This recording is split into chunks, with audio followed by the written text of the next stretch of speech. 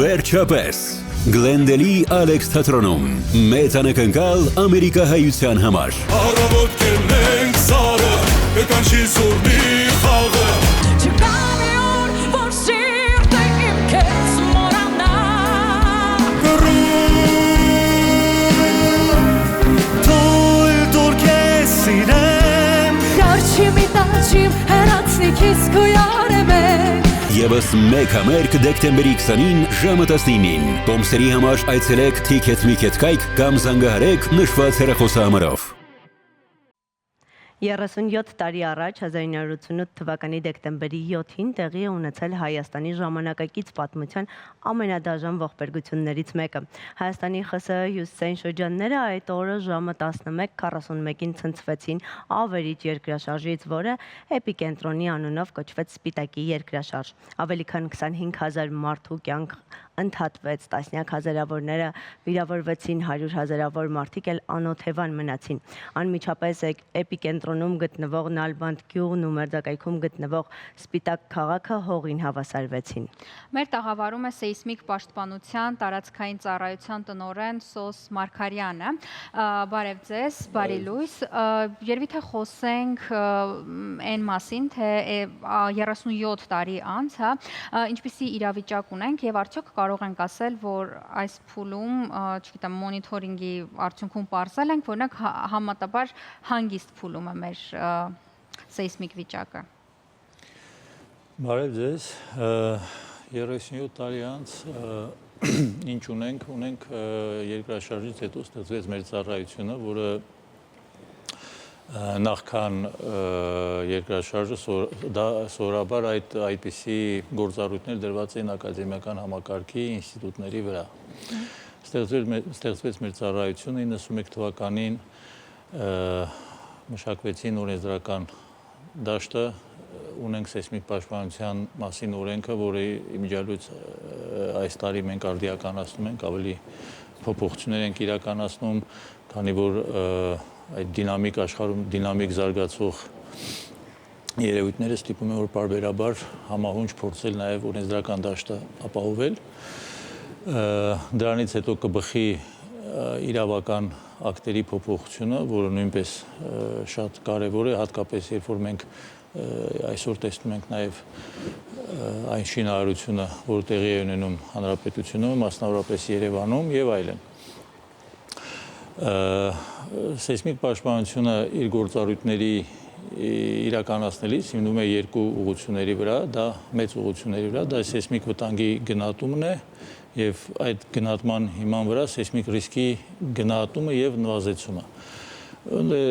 Կան իհարկե բազմաթիվ գործառույթներ, որ իրականացնում ենք, որից մեկը հենց մոնիթորինգն է, որը սեյսմիկ վտանգի գնահատման հիմքն է։ Ինչ ունենք այս պահին, ինչ է սպասվում, ենթադրենք ինչպիսի փոփոխություններ են տեղի ունենում երկրակեղևում։ Ես կցանկանայի նշել, բազմաթիվ անգամ հենց այս տաղավարում նշել եմ, որ մեր դիտացանցի սեյսմոլոգիական բլոկը հիմնականում արդիականացված է, բայց կցանկանայի նշել, որ 26 թվականից մինչև 26, 27, 28 թվականը կարդիականացվի նաև կառավարության ֆինանսավորմամբ դիտացանցի մյուս բլոկը, որի տվյալները կիրառվում են այսպես կոչված ընթացիկ սեյսմիկ վտանգի աշխատանքներում, իսկ ավելի պարզ ասած երկրաշարժերի կանխատեսման ոլորտում։ Չնայած ինքը դեռ համարվում է բարդագույն խնդիր եւ չլուծված խնդիր, բայց շատ հաճախ երկրակեղևից ստացվող ազդակները այդ մոնիտորինգային ցանցերի միջոցով մենք կարողանում ենք պատկերացում կազմել ինչպիսի փոփոխություններ են տեղի ունենում։ Իսկ ինչ վերաբերում է հարցի երկրորդ կեսին, որ հանգիստ վիճակ է, թե հանգիստ վիճակ չէ, մեր մոտ մենք ապրում ենք սեյսմոակտիվ գոտում եւ երբ որ մենք ասում ենք հանգիստ կամ ոչ հանգիստ, դա մի այդ ամբողջ տարածաշրջանը յուրաքանչյուր խզվածքային գոտի, յուրաքանչյուր սեյսմոակտիվ գոտի յուրաքանչյուր ունի իր բնութագիրը եւ գոտիներ կան, որ այս պահին համեմատաբար ավելի հանգիստ են, բայց գոտիներ ունենք, որ իրենց բնականոն ֆոնով շարունակում են աշխատել։ Հետևաբար դա մեր հենց ամենօրյա աշխատանքն է, այդ մոնիտորինգի իմաստն հենց դա է, որ փորձենք հասկանանք ինչ է կատարում եւ ինչ է ինչ է հնարավոր տեղի ունենալ։ Իսկ վերջին տարիներին եղել են տագնապային սեյսմիկ ցուցանիշներ, որոնք կոնկրետ լուրջ արձագանք են ձեզնից պահանջել եւ ինչ եք անում այդ դեպքում։ Սպիտակի երկրաշարժը մեր ժամանակակից պատմության ամենաուժեղ երկրաշարժն է, որից հետո իհարկե նման ուժի երկրաշարժ բարեբախտաբար տեղի չի ունեցել։ Մենք ունենք հատուկ ընթացակարգ, երբ որ տեսնում ենք այն փոփոխությունները, որոնք տեղի են ունենում եւ համարում ենք դրանք վտանգավոր, համապատասխան ընթացակարգով պատրաստում ենք զեկույցներ եւ ներկայացնում ենք։ Մինչեւ այս պահը պարզապես հիշեցնելու համար ասեմ, որ ուժեղ երկրաշարժերի մասին ենք խոսում, երբ որ խոսում ենք կանխատեսման մասին։ Մինչև այս պահը արդեն ասացի, որ նման չունենք, բայց երբ որ տեսնում ենք, որ հնարավոր փոփոխությունները, որոնք կարող են ոչ ուժեղ, բայց այնպիսի երկրաշարժ լինի, որ բնակության կողմից կզգացվի եւ հնարավոր է խոճապ առաջացնի, ես պարզապես ասեմ, որ ոչ թե մենք կանխատեսում ենք, այլ այդ փոփոխությունները որ տեսնում ենք, համապատասխան զեկույցներով ավելի մի փոքր ավելի զգոն աշխատանքով փորձում ենք այդ ամենը ուսումնասիրում ենք եւ ներկայացնում ենք հնարավոր սցենարները։ 2021 թվականի փետրվարի 13-ին, 2022 թվականի փետրվարի 13-ին այդպես զուգադիպությամբ, մեկ տարի տարբերությամբ, համենայն դեպս մեր համար, ովքեր, չգիտեմ, երկրաշարժ համենայն դեպս այդ ծավալի չէին զգացել, բավականին ուժեղ էր։ Գուցե մասնագիտական տեսանկյունից ուժեղ չէր, բայց շենքի 9-րդ հարկում մենք ուղղակի խոճապի էինք մատնվել ու այստեղ շատ տեսակետներ եղան դրանից հետո, որ ամեն դեպքում հասարակությունը դեռ պատրաստ չէ, հետո աբսուրդային տեսակետներ եղան, որ ինչպես չեք կանխատեսել, այսինքն ամեն դեպքում հասարակության մոտ որոշակի ինչ-որ խնդիր կա այս թեմայով կրթելու կամ, չգիտեմ, լուսավորչական ինչ-որ աշխատանք կատարելու, այ ոնց եք գնահատում այդ արձագանքը երկու դեպքում էլ։ Արձագանքը բնականաբար ես ներողություն եմ խնդրում, բայց բնականաբար երբ որ երկրաշարժի մասին հիշում են միայն դեկտեմբերի 7-ին, մեր բնակիչներից արձագանքը պիտի լինի նման, որովհետև որքան էլ կրթես, ինչքան միջոցառում էլ կազմակերպես, նախ պիտի ցանկություն լինի երբեմն մասնակցելու, երկրորդն էլ լսելու, հիշելու եւ նաեւ ինքնակրթվելու, որ շատ կարեւոր է։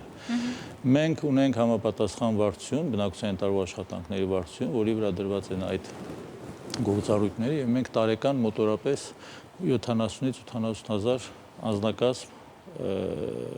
կրթում ենք։ Թիվը կարող է սխալվեմ, հա։ Եվ հիմնականում մենք աշխատում ենք դպրոցական տարիքի երեխաների հետ, մանկապարտեզներում ենք իրականացնում յուրաքանչյուր ոլորտի համար ունենք իրենց համար մշակված ծրագրեր, որպեսզի հետաքրքիր լինի բարձր դասարանների, ցածր դասարանների, աշխատում ենք տեղական ինքնակառավարման մարմինների հետ եւ այդ օղակներով մենք տարածում ենք այդ ինֆորմացիան, որը փորձը ցույց է տվել, որ ավելի լավ ընկալվում է եւ պահպանվում է հենց դպրոցական հասակի երեխաների մոտ եւ շատ հաճախ իրենք ծնողներին իրենք են հուշում ինչ անել, ինչպես պաշտպանվել երկրաշարժից, բայց երկրաշարժից պաշտպանվելու համար կա նաեւ նախքան երկրաշարժը ինչ պետք է անել երկրաշարժի ընթացքում, երկրաշարժից հետո նույն երբ որ խոսում ենք անհետեցություններից շատ հաճախ մարդիկ երբ որ ասում ենք ապրում ենք սեյսմոակտիվ գոտում չեն իմանում սեյսմոակտիվ գոտին իրենց ինչ է ներկայացնում շատ հաճախ եւ դա էլ բերում է այդ անհետեցությունների տարածմանը որ վաղը այսին ժամին տեղի ունենալու երկրաշարժ կամ մեզ ասել են կամ հաղորդագրություն են արել իսկ նման դեպքերում մենք պարզապես ասում ենք, որ հետևեք պաշտոնական լրատվությանը։ Եթե դուք կհիշեք Երևանում երբ որ երկրաշարժ եղավ, իմիջիալոց դա իրոք զուգադիպություն էր, նախ եւ առաջ երկու օջախներն էլ գտնում են լրիվ տարբեր խզվածների վրա, տեղ որևէ կապ կամ որևէ բան չկա, պարզապես օրն է համընկել։ Մենք տարածեցինք հայտարարություն, երբ որ բնակչությանը հորդորեցինք առայժմ զերծ մնալ վերադառնալ բնակարաններ, մինչև հասկանանք պատկերը, որովհետև միգուցե դա ուժեղ երկրաշարժի նախապատրաստման նախացնցումն էր, բայց արդեն երբ որ բոլոր տվյալները նորից եկան, նորից վերլուծեցինք, մենք հայտարարեցինք, որ չէ, սա հիմնական երկրաշարժն է, այսպես ասած հիմնական ցնցումն է, որին արդեն հետևում էին հետցնցումներ եւ դուք կարող եք վերադառնալ ձեր բնակարաններն, հենց որ իհարկե կանխատեսման հարցը բարդագույն խնդիր է, անշնորհակալ գործ է, բայց ամեն դեպքում ունենալով նման բարձր խոցելիությամբ շենքեր շինություններ, որոնք ժառանգություն են ստացել դեր խորհրդային միությունից, որոնք արդյունք են սխալ սեյսմիկ վտանգի գնահատման, ավելի կոնկրետ թերագնահատված սեյսմիկ վտանգի արդյունք են, այսինքն շենքերը սարքված են այն սեյսմիկ վտանգի մակարդակի համար, որը այսօր այդպես չէ, ավելի բարձր է սեյսմիկ վտանգը, քան այդ շենքերը կառուցված են։ Հետևաբար մեր աշխատանքներից մեկը դառնում է ընթացիկ սեյսմիկ վտանգի գնահատումը, որը շատ երկրներում, որոնք ունեն սեյսմակայուն շինարարության նորմեր եւ համապատասխան կառույցներ, նման խնդիրներ չի դրվում։ Կարծում եմ շինարարությանը դեռ կանրադառնանք նաեւ նոր ընթացիկ Այո, սա խորհրդային միության դեր շինարարության մասն է։ Բայց եթե վերադառնանք կանխատեսումներին, արդյոք այստեղ տեխնոլոգիան լուրջ դեր է խաղում եւ որքանով է Հայաստանը այդ տեխնոլոգիական զարգացումներին զուգահեռ քայլում, արդյոք աշխարհում շատ ավելի լուրջ տեխնոլոգիաներ կան կամ չգիտեմ, սարքավորումներ, որոնք կարող են կանխատեսել ավելին, քան Հայաստանում մենք ունենք։ Ասեմ, որ երկրաշարժի կանխատեսումը սարքավորման հետ կապ չունի, սարքավորումները կարող են օգնել, որովհետև դա ավելի շատ վերլուծության արդյունք է։ Եվ չկա ունիկալ որևէ մեթոդ երկրաշարժ կանխատեսելու։ Յուրաքանչյուր տարածաշրջան իր բնութագիր ունի։ Ենթադրենք մեր օրինակով բերեմ, մեր հանքային դաշտերը, մենք ունենք հարուստ հանքային դաշտ, ամբողջ տարածաշրջանում, մասնավորապես Հայաստանում։ Հետևաբար մեր այդ ինֆորմացիան մեր համար, ենթադրենք քիմիական տարերի կազմը ջրերում շատ ավելի արդյունավետ է, իսկ մեկ ուրիշ տեղ, որոնք չունեն այդ հնարավորությունները, օգտագործում են այն տվյալները, որոնք իրենք ունեն։ Եվ այստեղ չկա տարբեր մոտեցումներ կա, բայց չկա միատեսակ մոտեցում, եւ դա բնական է, քանի որ խոսքը գնում է հենց կանխատեսման մասին։ Մենք ունենք բարեբախտաբար շատ երկար պատմություն, հետեւաբար ունենք նաեւ լավ թվագրված հին տեղի ունեցած պատմական երկրաշարժերի մասին ինֆորմացիա, որը նույնպես առավելություն է տալիս մեզ կանխատեսման հարցում, քանի որ երկրաշարժեր ունեն կրկնելիության յուրաքանչյուր օջախ ունի իր սեփական կրկնելիության հաճախականությունը։ Մենք Սպիտակում, երբ որ տեղի ունեցավ երկրաշարժը, նոր հետո պարզվեց, որ շատ հազարավոր տարիներ առաջ այդտեղ օջախը կրկին աշխատել է եւ տեղեր ունեցել հետևանքներ։ Պարզապես այդ ինֆորմացիան ժամանակին չվերցանելով, չուսումնասիրելով թերագնահատել են սեյսմիկ վտանգ եւ ունեցանք աղետ։ Տեսեք, կա, չգիտեմ որքանով է կարծրատիպ, հիմա դրա մասին էլ կխնդրեմ դուք խոսեք, որ երբ որ լինում են փոքրիկ երկրաշարժեր, պարպվում է ամեն դեպքում եւ ավելի քիչ է լինում մեծ երկրաշարժի վտանգը։ Հայաստանում վերջին տարիներին չեն եղել փոքր երկրաշարժեր, համենայն դեպս այնպիսիները, ինչպիսին ես զգացել եմ։ Իսկ ես շատ զգայուն եմ, այդ կարծում եմ մարդկանց ինչ որ տեսակ կա, որոնք ավելի ուժեղ են, չէ՞, զգում երկրաշարժը, քան մյուսները։ Չկա։ Լավ, էդ էլ է կարծրատիպ, դրանից էլ կխոսենք։ Նաև քննարկվում էր այն, որ Թուրքիայում սպասվում է աղետալի մեծ երկրաշարժ, որովհետև այնտեղ սեյսմիկ առումով խոցելի իրավիճակ է։ Այս ինչքանով է համապատասխանում իրականությանը, մեկ էլ կխնդրեմ այդ պարփվելու թեմային անդրադառնալ։ Նայեք, երբ որ ասում են Թուրքիայում սպասում է, որից Թուրքիայում վերջի 23 թվին փետրվարի 6-ին տեղի ունեցած երկրաշարժը, դա այդ սպասվող երկրաշարժի մասին չէր։ Որովհետև Թուրքիան նույնպես ի տարբերություն Հայաստանի, Թուրքիայի խզվածքները ունեն ավելի մեծ պոտենցիալ, որ բարեբախտաբար մենք նման պոտենցիալով խզվածքներ չունենք։ Եվ ցանկացած սեյսմոլոգ, երբ որ ասում ենք երկրաշարժերի կրկնելիություն, այդ հիմքի այդ հաշվարկի վրա են ասում սպասվում է։ Այսինքն մոտավորապես սխեման հետևյալն է. մեծ ժամանակահատվածի համար ընդհանուր կրկնելիությունից արդեն մոտավոր իմանալով սկսում եք ուսումնասիրել միջև ժամանակը փոքրացնելով հասկանալ, երբ դա տեղի կունենա։ Ես մի փոքր ավելի պարզ եմ պարզապես ներկայացնում, ինչ վերաբերում է երկրաշարժի, թույլ երկրաշարժեր, երբ որ տեղի ունենում, պարվում է թե ոչ։ Մենք ունենք օրինակ Ջավախքի ընդարձակման գոտին, որտեղ ամեն օր տեղի ունենում երկրաշարժեր 10 հատ, 20 երկրաշարժ եւ այլն, որ գրանցում են միայն գործիքները։ Հայաստանում մենք էլի ունենք օջախներ, որոնք գրեթե ամեն օր կամ շաբաթը մի քանի անգամ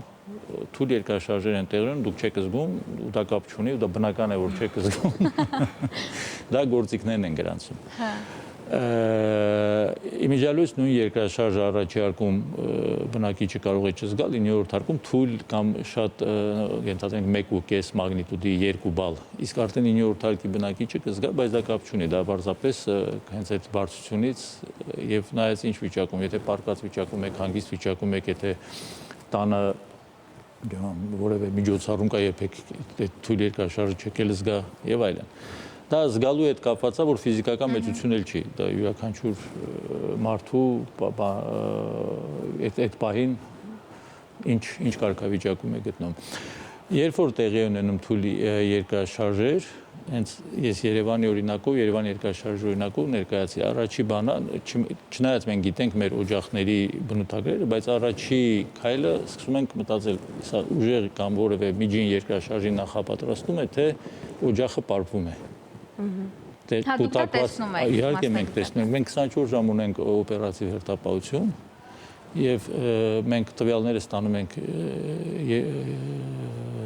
սեյսմոլոգիական ցանցի տվյալները ստանում ենք on-line ռեժիմով, դա մեր էկրաններին է։ Եվ անմիջապես կապ են հաստատում, ում է անհրաժեշտ է մեր բանում, մի հատ փորձում ենք հասկանալ սա ինչ է կատարվում, բայց արդեն տարիների փորձն էլ իրենն է ասում, մենք շատ լավ գիտենք մեր օջախների վարքը, այսպես ասած։ Հետևաբար, երբ որ սկսում է ձեր ասած երևույթը, դա կարող է լինի եւ ուժեղ երկրաշարժի նախապատրաստում եւ չեմ անում էներգիայի պարփում, կա երկրաշարժերի պարզ հասկացողություն, որ կար ժամանակում տեղի ունենում ենթադրենք 10-15 կամ որևէ քանակի երկրաշարժեր եւ մենք գիտենք, որ դա այս օջախի համար դա օքեյ է, նորմալ է, հետևաբար այդ կետից ենք վերլուծություն անում, այդ կետն ենք օգտագործում, որ սա այս օջախին բնորոշ է։ Շնորհակալություն,